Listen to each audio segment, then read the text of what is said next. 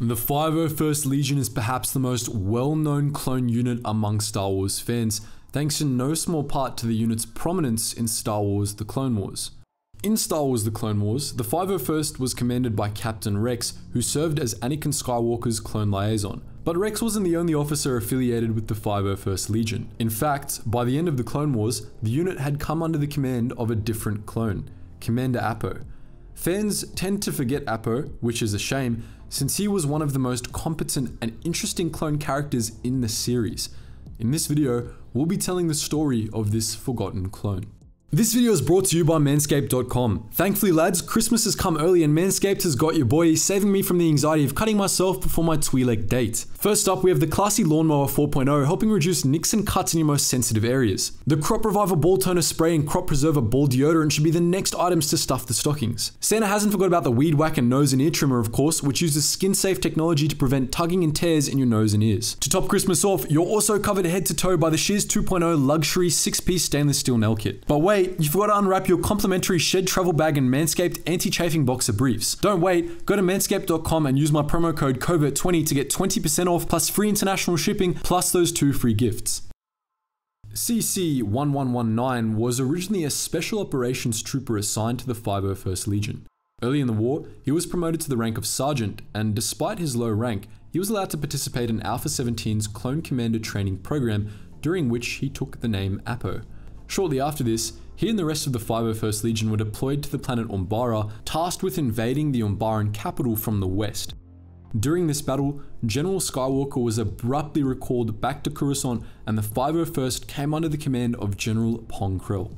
Sergeant Appo was Krell's preferred clone liaison during the battle. While Krell sent the 501st's senior officers into harm's way, he tended to keep Appo close by, using the clone as a sort of personal messenger. Despite this, Appo was no more loyal to Krell than Rex or the other clones of the 501st were. When the clones discovered that Krell was a traitor, Appo sided with Rex without hesitation and fought alongside the 501st's senior officers against the fallen Jedi. Aside from his involvement in the Battle of Umbara, we don't know all that much about Appo's service during the Clone Wars. We do know, however, that he continued to serve with the 501st Legion to the end of the war, and that he rapidly climbed through the ranks of the GAR. By the time of the Outer Rim sieges, he actually outranked Captain Rex, having reached the rank of Brigade Commander. By the Battle of Coruscant, Appo had assumed full command of the 501st Legion. In many ways, Appo was a lot like Rex, though he was slower to question orders. Appo was independent and frequently took initiative, earning him the respect of his superiors. He did whatever he believed needed to be done to ensure a successful mission, whether his superiors ordered him to or not. Appo was one of the most competent tacticians in the entire Grand Army, which may have been the reason for his quick rise to the rank of commander. He was more cunning and had better tactics than most Jedi generals, and those who were familiar with Appo knew to listen to him when he offered strategic advice. Commander Appo and the 501st accompanied General Skywalker and General Obi-Wan Kenobi when they returned to Coruscant at the end of the Outer Rim sieges. They showed up too late to participate in the ground battle, but likely helped secure the Senate building while Kenobi and Skywalker rescued the captive Supreme Chancellor Palpatine. Appo remained on Coruscant with General Skywalker after the battle and was still stationed on the planet when, just a few days after the Battle of Coruscant, Order 66 was issued. Shortly before Order 66, Appo and the 501st were given special orders from the Supreme Chancellor himself.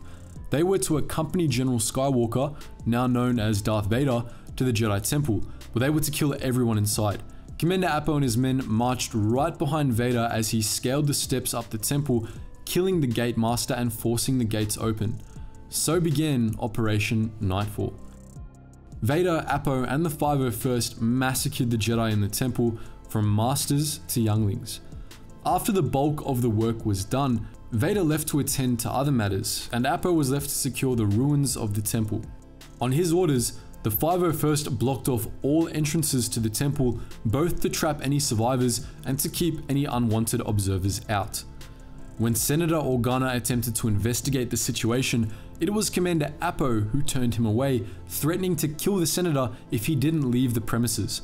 Moments after this, Appo was attacked and seriously wounded by Padawan Zet Jukasa, who was subsequently executed by another clone. Appo survived Jukasa's attack, and despite the severity of his injuries, made a quick recovery. After Operation Nightfall, the Republic was reorganized into the Galactic Empire, and the Grand Army of the Republic became the Imperial Stormtrooper Corps. Appo and the 501st remained under Lord Vader's command, and in the coming months, the 501st would become known as Vader's Fist. By this point, Vader had undergone a drastic transformation. After a fateful duel on Mustafar, he required cybernetics and an armored suit to survive. This new Vader bore little resemblance to the General Skywalker the men of the 501st had known, but this didn't bother Appo at all. Quite the contrary, Appo liked Vader better after his transformation. As it turned out, Commander Appo had always quietly resented the Jedi, but not for the reasons you might expect. It had always bothered him that the Jedi rushed out into battle wearing simple robes with rarely any armor at all, as if death couldn't touch them. It struck Appo and many other clones as arrogant and reckless. Thus, while Vader's imposing black armor was off-putting to most beings, Appo and the 501st's elite cadre actually respected Vader more for it. In a sense, they felt like Vader was one of them instead of some lofty superior as the Jedi had been. Instead of fear, they showed him nothing but respect and loyalty. The feeling was mutual too. In the immediate aftermath of Mustafar, Vader wasn't all that comfortable in his new body, though he didn't let anyone see it. He felt more comfortable, however, among the clones of the 501st, and particularly around Commander Appo. Vader and Appo became close comrades to the point where the two were able to communicate through simple gestures. Vader was not a man who cared much for the opinions of others, but not only did he listen when Appo weighed in on a situation, but he also went out of his way to ask Appo for his thoughts in the lead up to combat. During the dark times, Commander Appo and the 501st accompanied Vader in hunting down the Jedi who survived Order 66. Early in the Purge, they had saved Vader's life in a mission to Kessel, killing Jedi survivors Tsoi Choi, Justice Far, and Robilo Date before they could assassinate the Sith Lord. Vader probably would have executed any other subordinates for daring to interfere in his affairs like that, but he spared Appo and his men, perhaps out of gratitude. Not long afterwards, Vader and the 501st traveled to Mokana to hunt down a group of Jedi survivors. These Jedi, Rowan Shrine and Oli Starstone, had been spared by their would-be executioners, the clone commandos of Ion Team. After Appo and his men hunted down and executed the commandos, he and Vader set out in pursuit of Shrine and Starstone, unsuccessfully preventing the pair from escaping Mokana. They returned empty-handed to Coruscant, though not before executing the crime lords that helped the Jedi escape. Later that year, Vader and Appo ended up back on the two Jedi's trail. The 501st had been dispatched to Alderaan to capture Senator Fang Zar, who opposed the Empire and was seeking refuge with Bail Organa. Vader managed to catch up with and execute Zar, and he also bumped into Rowan Shrine, who Zar had hired to help him escape Alderaan. Yet again, Shrine and Starstone escaped the 501st, but this time, the Imperials were able to track them down.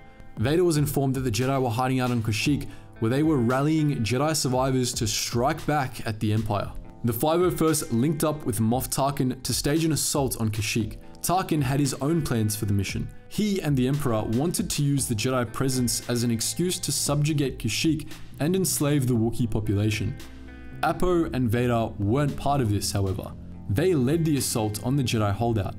As Tarkin began bombarding Wookiee positions from orbit, Vader, Appo, and the 501st landed and immediately engaged the Jedi, killing them one by one. Before long, only Shrine and Starstone remained. The Empire ultimately won that battle, but Commander Appo didn't live to see it through. He was decapitated by Rowan Shrine near the battle's climax and perished shortly before the 501st won the day. Darth Vader mourned his death, remarking that he was fond of Appo before avenging the commander.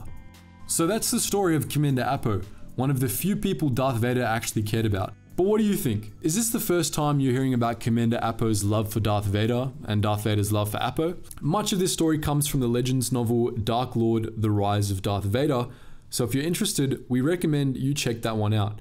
If you've read the book, feel free to post your thoughts about it in the comment section below.